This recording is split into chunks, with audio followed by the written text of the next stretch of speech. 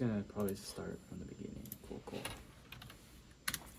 So, are you recording? Yeah. Okay, cool. So this is a video, the 360 video like tutorial for the player, and it's for the Quest on the go, and it has the tracking. And basically, you open up Unity Hub. There's a project file called 360 video or 360.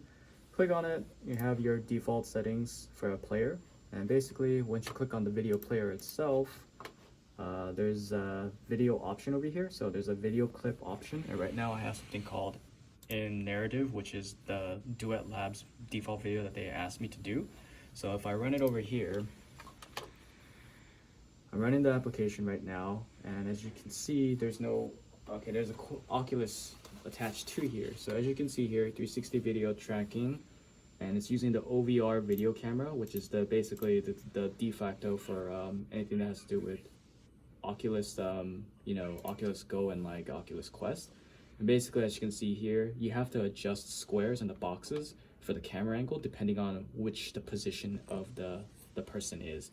So you just basically do that by clicking on this like cross symbol over here, and then you just drag and move around you just move around the camera basically to fit the angle. And as you can see here, this varies depending on the video, because every video has a different center, and there's no like standardization for the center of a video because it's a 360 video. So basically, wherever the center is, you kind of look at it, and then you adjust your OVR main camera to kind of fit that. And as you can see here, there's 7 different boxes. So there's 8 boxes over here.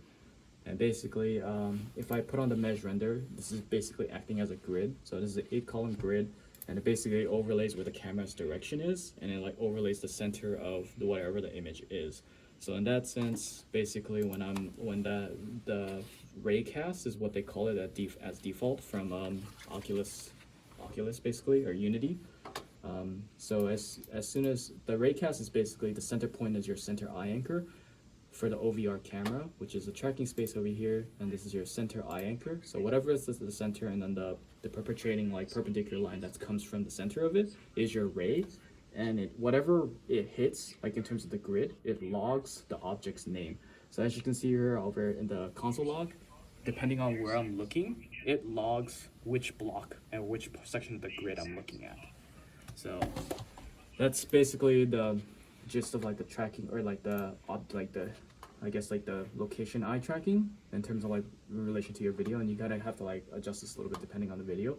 But basically, if you want to switch the video, you go into OVR, go into video player, and as you can see here, there's like a video clip, which is basically the default. I'm gonna replace it with another video clip.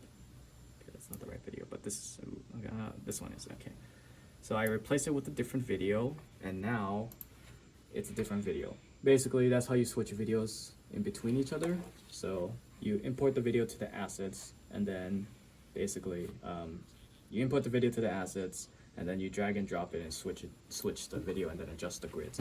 But there's another section over here. So I'm over here.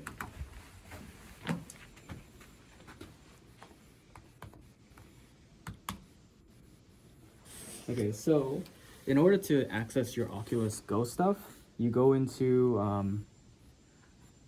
I believe you go into library, then you go into unknown sources, and then you click on the 360 video application that you just tracked. Do you have the link to this?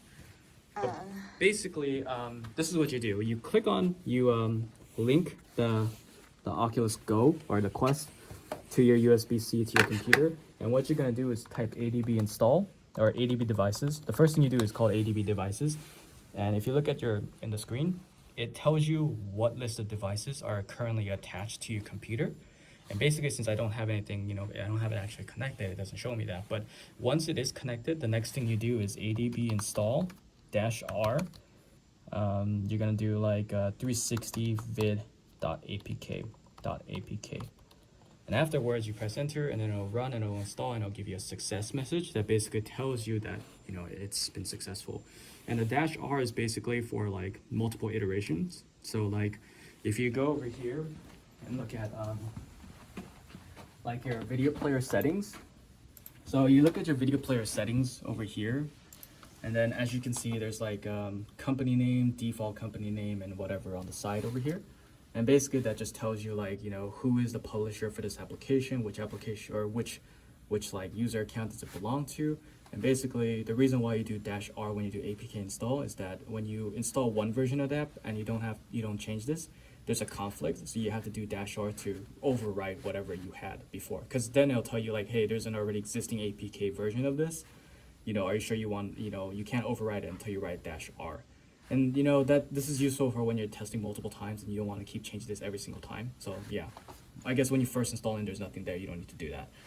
Okay, so the next thing is the last thing is actually APK like APK building. Basically, you go into player settings and you make sure that your Android versions are, you know, compatible with whatever version is on the Quest. So you know, I have NoGet right now, and like the target API is NoGet. These two have to match, and then this is my company name, this is the version number. What I'm gonna do now is I'm gonna do build, and then I'm gonna name it whatever, like Duet Lab 3 or something like that. Okay, well, not caps, you don't need to caps it, but basically I do that, I build it out.